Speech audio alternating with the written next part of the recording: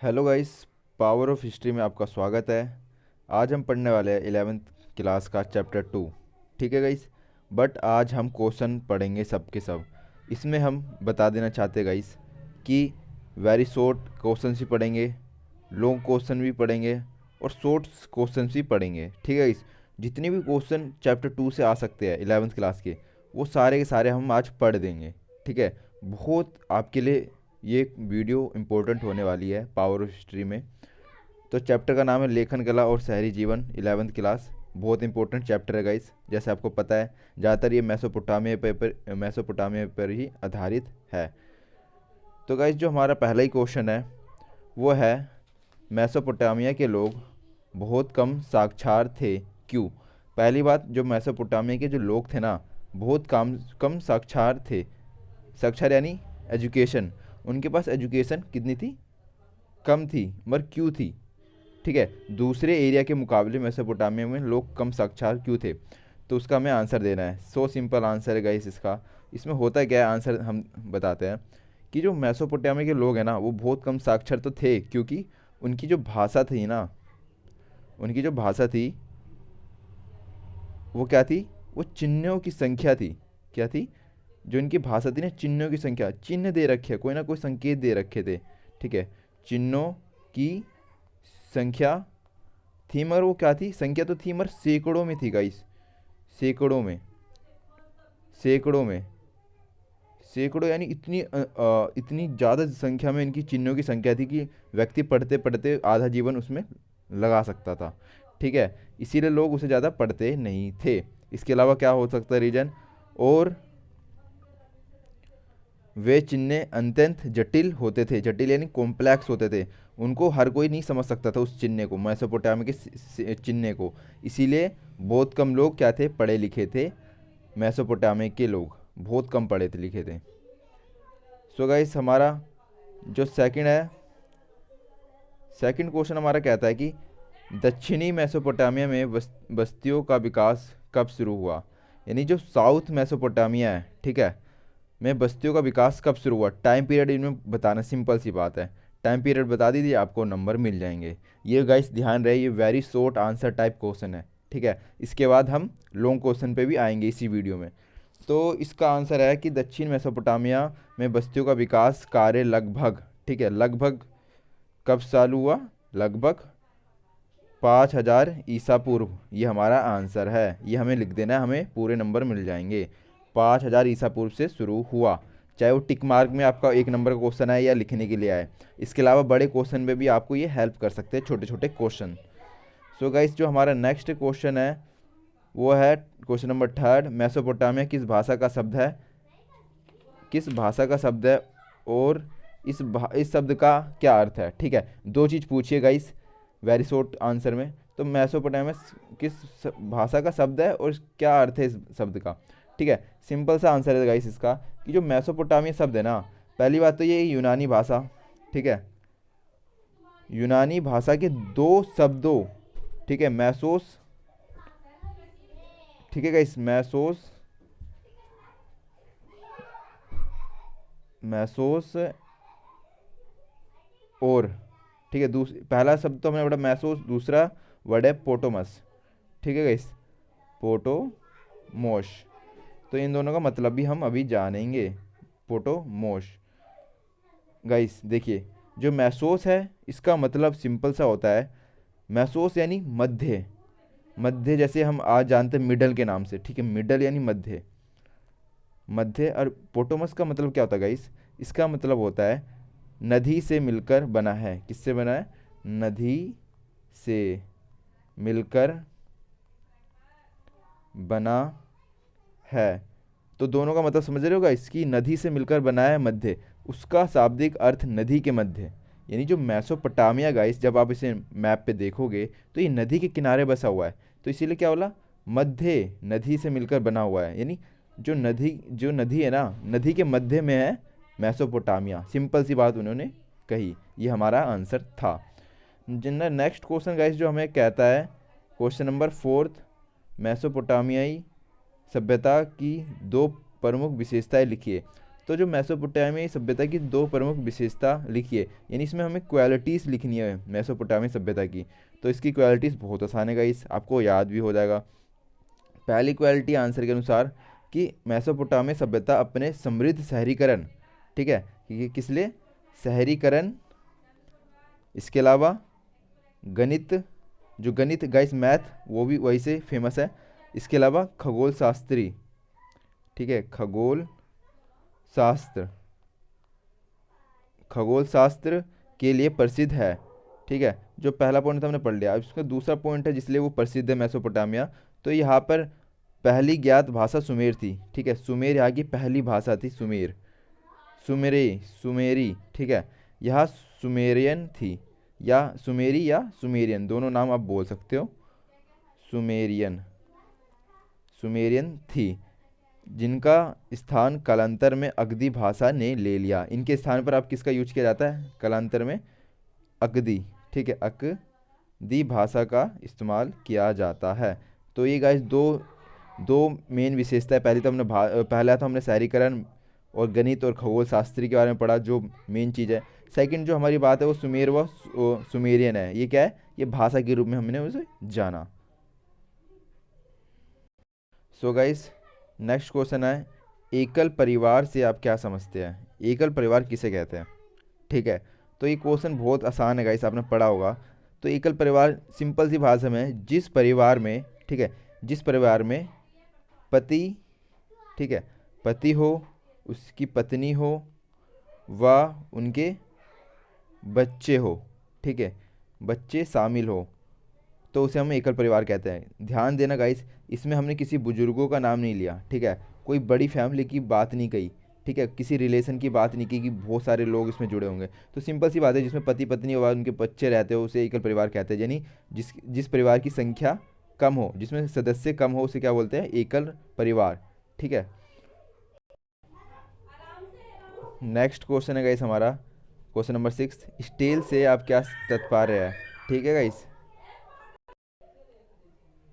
So guys stele से क्या तात्पर्य है, स्टेल, ठीक है गाइस। तो ये आपके लिए इंपॉर्टेंट क्वेश्चन हो सकता है। तो सिंपल सा आंसर है, स्टेल का मतलब क्या होता है, इसे स्टील मत समझना गाइस, ये स्टेल है, ठीक है, अक्षर में फ़र्क है। तो स्टेल है पत्थर, ठीक है, क्या ये पत्थर के ऐसे शिलापट होते हैं, ठीक है गाइस, क्या होते हैं, पत्थर के ऐसे शिलापट होते हैं कुछ इस तरीके के। तो शिलापट होते हैं, ठीक है गाइस, शिलापट, इस पे हम क्या कर सकते हैं, शिलापट पर हम अभिलेख उत्कीर्ण कर सकते हैं। क्या अभिलेख, कोई हमें चिन्ह या हमें कुछ दर्शाना है लिख के, तो यानी अभिलेख उत्कीर्ण करने के काम आते हैं। क्या स्टेल, ये हमारा आंसर है, यानी एक पत्थर है, शिलापट के रूप में अभिलेख उत्कीर्ण करने के काम आते हैं। नेक्स्ट जो हमारा क्वेश्चन है guys, question number 8, question number 8 हमारा कहता है मेसोपोटामिया के मंदिरों में कौन से प्रमुख देवताओं का निवास थे, यानी कौन कौन से निवास थे देवताओं के प्रमुख मेसोपोटामिया में, ठीक है गाइस। तो मैं मेसोपोटामिया, सो गाइस हमारा जो मेसोपोटामिया के मंदिर के कौन से प्रमुख देवताओं का निवास थे, तो इसमें हमें बताना है कि देवताओं का जो निवास थे प्रमुख, ठीक है, मेन मेन थे जो, उनके बारे में बताना है। तो आंसर हमारा पहला है कि जो जो मेसोपोटामिया के मंदिर में उर है, उर कौन से देवता थे, उर जो कि चंद्र देवता थे, चंद्र यानी चांद, चंद्र देवता यानी चांद के रूप में इनकी पूजा की जाती थी, बहुत रिस्पेक्ट थी गाइस इस समय, तो उर के रूप में उनकी पूजा की जाती थी। नेक्स्ट है इनाना, ये नाम भी आपने सुना होगा, इनाना, ठीक है गाइस, इनाना, इनाना क्या होती है, प्रेम व युद्ध की देवी होती थी, ठीक है गाइस, प्रेम व युद्ध की देवी यानी लव एंड वॉर की देवी होती थी, कौन, इनाना, नाम याद रखना गाइस, इनाना। इसके अलावा हमारा है गाइस, ये सब हमने पढ़ा आज के समय में, आज पढ़ा, जिससे हमें क्या पता चला कि मेसोपोटामिया में लोग धार्मिक भी मानते थे अपने आप को, यानी धर्म से जुड़ा हुआ भी मानते थे, भगवान की पूजा करने के साक्षी जो हमें मिलते हैं। नेक्स्ट हमारा क्वेश्चन कहता है कि आप कांस्य से क्या समझते हैं, मेसोपोटामिया में कांस्य का प्रयोग कब शुरू हुआ, तो सिंपल सी बात पूछिए, आप क्या समझते हो और मेसोपोटामिया में कांसे का प्रयोग कब शुरू हुआ? पहली बात, आंसर हमारा सिंपल है एकदम, ध्यान देना गाइस। कांसा क्या है? जो कांसा है एक धातु है, एक मेटल है, ठीक है, एक धातु है जिसका निर्माण तांबे, इसका निर्माण सुनो गाइस, तांबे प्लस रांगे, ठीक है, तांबे प्लस रांगे जैसी अन्य धातुओं के मिश्रण से होता है। यानी इसमें बहुत सारे धातु क्या होती है, मेटल मिक्स होती है जब ये बनता है। मेसोपोटामिया में कांसे का प्रयोग कांस्य युगीन अर्थात 300 ईसा पूर्व से प्रारंभ हुआ। कब से प्रारंभ हुआ? जब ये दो को कब शुरू हुआ, दूसरा आंसर हमें इसमें भी देना है।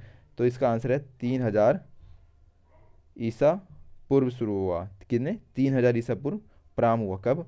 मेसोपोटामिया में कांसे का प्रयोग कब शुरू हुआ? 3000 ईसा पूर्व। और कांसे से हम क्या समझते हैं? एक धातु है जो तांबे और रागे और अन्य धातु से मिलकर बनी होती है।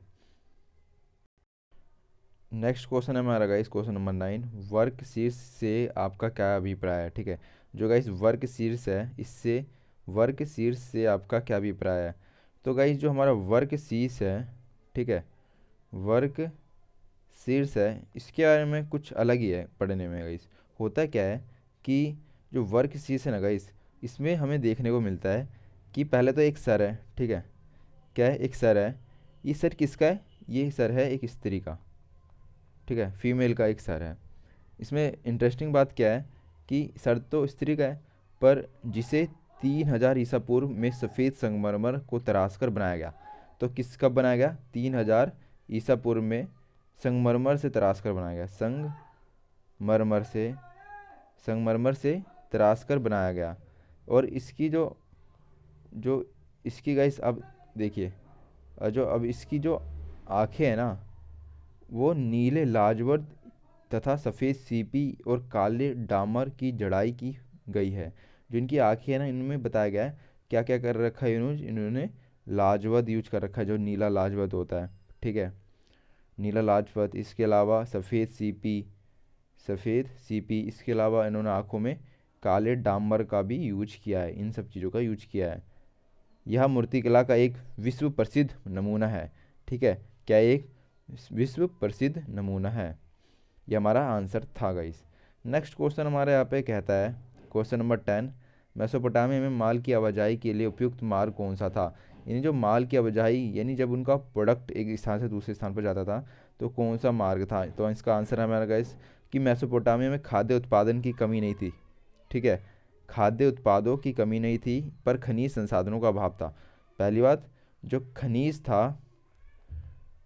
खनिज संसाधन थे उनके पास, क्या था? उनके पास अभाव था, यानी कम था, बहुत कम था, नीचे था।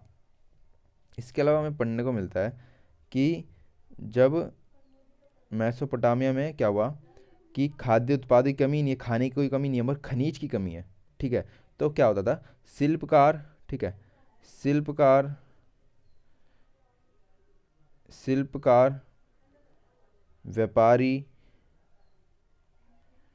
और सेवाओं के अतिरिक्त कुशल परिवहन शहरीकरण के लिए आवश्यक थे। अनाज या काठ जानवरों की पीठ पर लेकर ले जाना काफ़ी कठिन व खर्चीला था। तो क्या था खर्चीला? जानवरों की पीठ पर कुछ लेके जाना, ठीक है। आज भी जल परिवहन यातायात का सबसे साधन है। उस समय क्या था? जो जल परिवहन है वो क्या होता था? लोगों की आमदनी को बचाता था, ठीक है, क्या करता था? बचाता था। इसीलिए क्या था? ये सबसे सस्ता था और सबके लिए अच्छा था। क्योंकि आपको पता है जो वाटर है उसमें जब माल को नाव पे डालते हैं तो घर्षण कम होता है, ठीक है, ज़्यादा हमें चीज़ की ज़रूरत नहीं होती। इसके अलावा गाइस हमने देखा कि परिवहन की दृष्टि से जल मार्ग सबसे सस्ते होते थे, ठीक है, जल मार्ग थे जो सबसे सस्ते होते थे। मेसोपोटामिया में नहरों व प्राकृतिक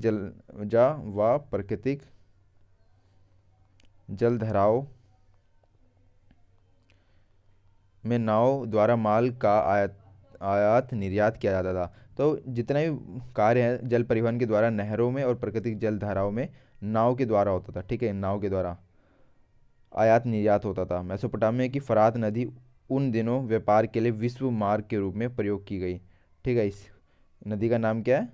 फरात नदी, ठीक है, जो विश्व मार्ग के रूप में प्रसिद्ध हुई, यानी यहाँ से बहुत बड़े लेवल पे बिजनेस होता था फरात नदी का, इस याद रखना। तो गाइस नेक्स्ट है हमारा, नेक्स्ट क्वेश्चन है गाइस हमारा क्वेश्चन नंबर 11। मेसोपोटामिया के लोग द्वारा किन किन वस्तुओं का आयात व निर्यात किया जाता था। ठीक है, मेसोपोटामिया के द्वारा किन किन वस्तुओं का आयात निर्यात किया जाता था, इनके बारे में बताना है। तो इसका आंसर गाइस सुनिए, क्या होता था कि जो मेसोपोटामिया के लोग तुर्की और ईरान अथवा खाड़ी के देशों से संभवतः क्या मंगाते थे, लकड़ी, तांबा, रांगा, इसके अलावा चांदी, सोना, सीपी। ठीक है गाइस, ये सब तो हो गया। इसके अलावा क्या क्या मंगाते थे, विभिन्न प्रकार के पत्थर। ठीक है, विभिन्न प्रकार के पत्थर का आयात करते थे, और इसके बदले वे उन देशों को अपना कपड़ा, जैसे इन इन चीज़ों को उन्होंने लिया तो बदले में कुछ ना कुछ तो देंगे, तो ये क्या देते थे, कपड़ा व कृषि जन्य, जो कृषि से उपलब्ध पदार्थ होते थे। ठीक है, कृषि जन्य उत्पाद काफ़ी मात्रा में निर्यात करते थे, दो चीज़ देते थे वो, कपड़ा और कृषि जन्य उत्पाद। नेक्स्ट क्वेश्चन हमारा कहता है कि अशुरूब बनीपाल के पुस्तकालय में कुल ग्रंथ व पट्टी, सो गाइस ये पट्टिकाओं है। ठीक है, पट्टिकाओं की संख्या कितनी थी, पट्टिकाओं की संख्या कितनी थी, इसके बारे में हम आंसर देना है। तो अशुरबनीपाल के पुस्तकालय में कुल ग्रंथ, पहले कुल ग्रंथ कितने थे, तो वो थे 10,000। इसे याद रखना गाइस, कितने थे, यहाँ पर ओनली कुल ग्रंथ थे ओनली 1,000 गाइस, 1,000 ग्रंथ थे वहाँ पर। इसके अलावा जो नेक्स्ट क्वेश्चन, नेक्स्ट इसका आंसर है कि पट्टिकाओं की संख्या कितनी थी, तो वो थी 30,000।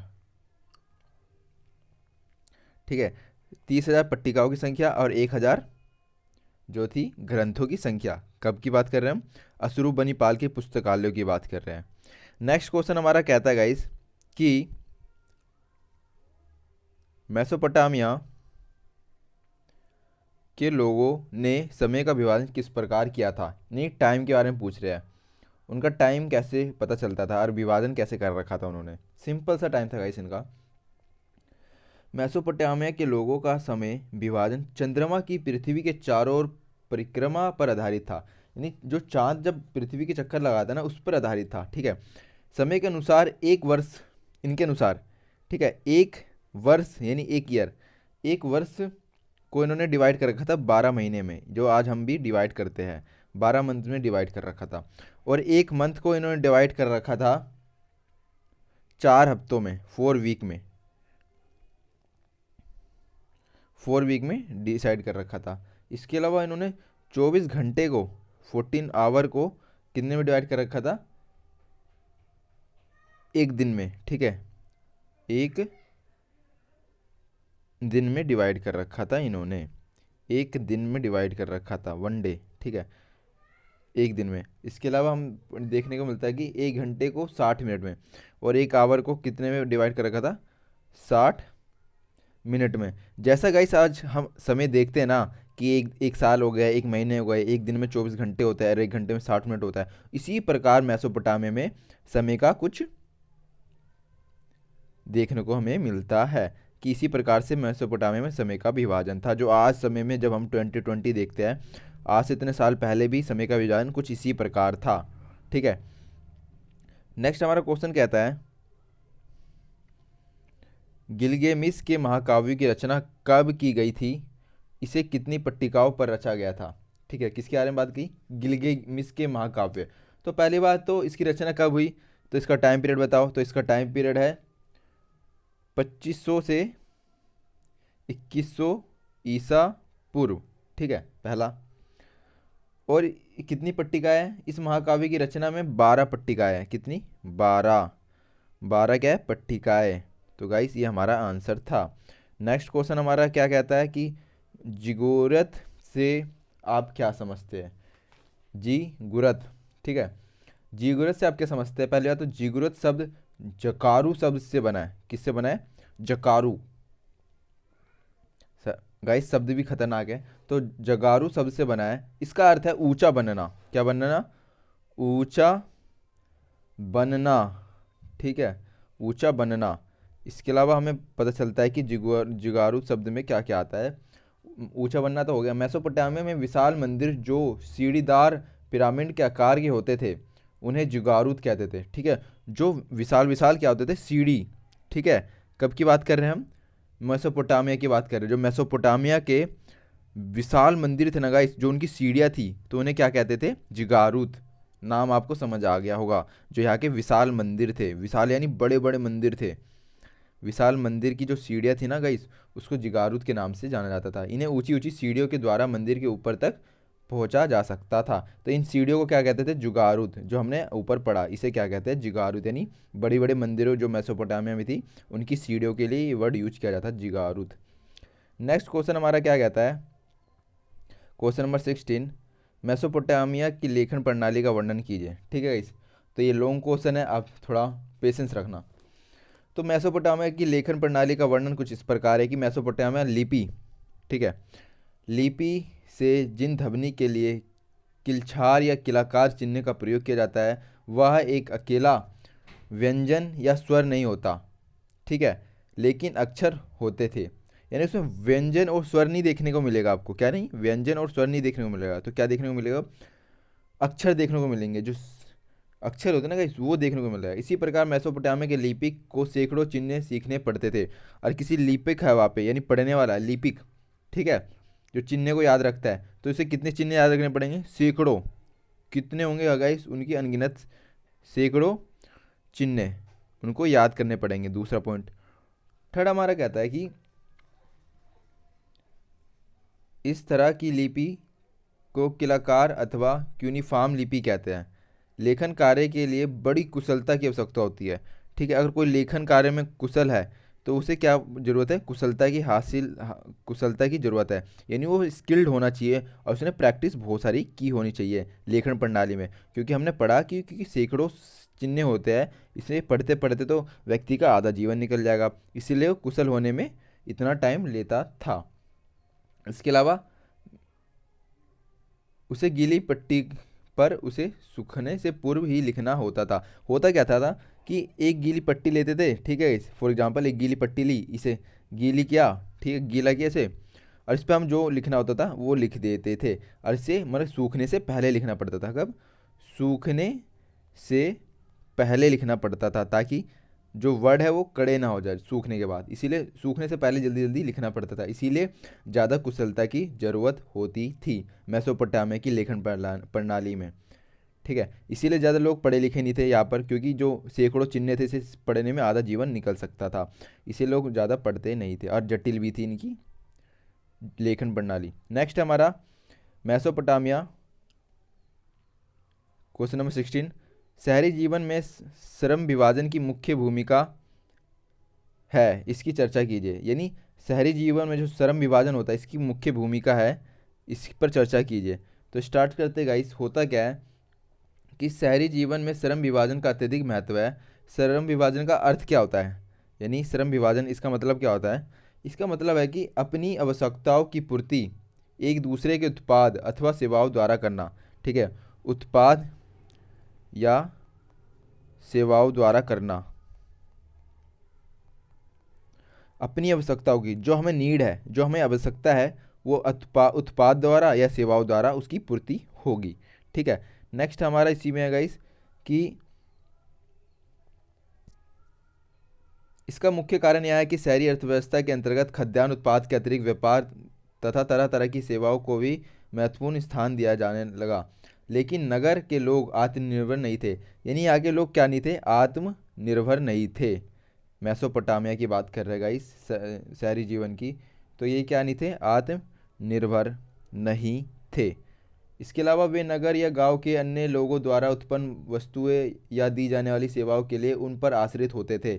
इनमें आपस में हमेशा लेन देन का व्यापार चलता रहता था। शहरी जीवन की इस दशा को इस उदाहरण द्वारा स्पष्ट हो समझा जा सकता है कि किसी पत्थर की मोहर बनाने वाले को पत्थर उकेरने के लिए कांसे के औजार की आवश्यकता होगी। ठीक है, क्या उकेरने की, पत्थर पर वो क्या उकेर रहा है, मोहर। ठीक है, पत्थर की मोहर बनाने, मोहर किसकी बना रहे हैं, पत्थर की। एक उदाहरण गाइस समझिए, पत्थर की मोहर है इसे उकेरने के लिए कांसे के औजार की आवश्यकता है। किसी ना किसी चीज़ तो मारेंगे, तो वो कांसे का औजार है जिससे उस पर छाप पड़ेगी। तो परंतु यह स्वयं कांसे के औजार को नहीं बना सकता, मगर जिस ये बंदा जो क्या बना रहा है, पत्थर से मोहर बना रहा है, मगर ये कांसे को नहीं बना सकता। ठीक है, कांसे के औजार को नहीं बना सकता। उसी प्रकार कांसे के औजार बनाने वाले व्यक्ति भी धातु, तांबा या रांगा लाने के लिए खुद बाहर नहीं जा सकते थे। साथ ही उसे ईंधन के लिए हमेशा लकड़ी व कोयले की आवश्यकता होती थी। इसी प्रकार श्रम विभाजन शहरी जीवन के लिए अनिवार्य हो जाता है। सिंपल सी बात कही, जो व्यक्ति पत्थर की मोहर बना सकता है ना गाइस, वो कांसे का औजार नहीं बना सकता। जो कांसे का औजार बना सकता है मगर वो कांसा ला नहीं सकता। ठीक है, तो हर जगह देख रहे हो गाइस, हर जगह ना कि अलग अलग कामों को बांट रखा है कि ये काम इनका है, ये काम इनका है, ये काम इनका है। तो इसी को कहते हैं श्रम विभाजन। नेक्स्ट है, मेसोपोटामिया का समाज और संस्कृति विभिन्न समुदाय व संस्कृति का मिश्रण थी। इस कथन की चर्चा कीजिए। तो इस पर चर्चा करनी है कि क्या था समाज और संस्कृति विभिन्न समुदाय की। तो होता क्या है, 2000 ईसा पूर्व, ठीक है, इस 2000 ईसा पूर्व के बाद मारी नगर शाही राजधानी के रूप में काफ़ी विकसित हुआ। कौन सा नगर? मारी नगर। ठीक है, शाही राजधानी के रूप में बहुत विकसित हुआ। मारी नगर फरात नदी के ऊर्ध्वाधर पर स्थित है, ऊर्ध्वाधर पर स्थित है। ठीक है, मारी राज्यों में कृषि व पशुपालन दोनों साथ साथ होते हैं। यहाँ पर देखा जाए तो कृषि प्लस पशुपालन दोनों साथ साथ होते हैं, पशुपालन दोनों साथ साथ होते हैं। इसके अलावा हमें पॉइंट गाइस देखने को मिलते हैं इसी में कि जिसके परिणामस्वरूप यहाँ वहाँ पर कृषक व पशुचारक दोनों प्रकार के लोग रहते थे। हालांकि इस प्रदेश का अधिकांश भाग भेड़ बकरी चराने के रूप में काम में लिया जाता था। यानी जो ज़्यादा सा सरफेस था, जो उनका ज़मीन थी, वो चराने के काम आती थी। ठीक है, भेड़ बकरियों को या कृषि करने के काम आती थी। नेक्स्ट हमारा पॉइंट इसमें है कि पशुचारक को जब अनाज, धातु के औजार आदि की आवश्यकता होती थी तो वे अपने पशुओं व उनके चमड़े व मांस आदि के बदले ये चीज़ हासिल करते थे। किसान और गडरियों के मध्य परस्पर कई बार झगड़े होते थे। ठीक है, तो झगड़ा किसके बीच होता था? ठीक है, इस झगड़ा किसके बीच होता था? किसान और गडरियों के बीच होता था। इसके अलावा यदि हम मेसोपोटामिया के इतिहास का अवलोकन करें तो पता चलता है कि यायावर समुदाय कृषि से समृद्ध हुए।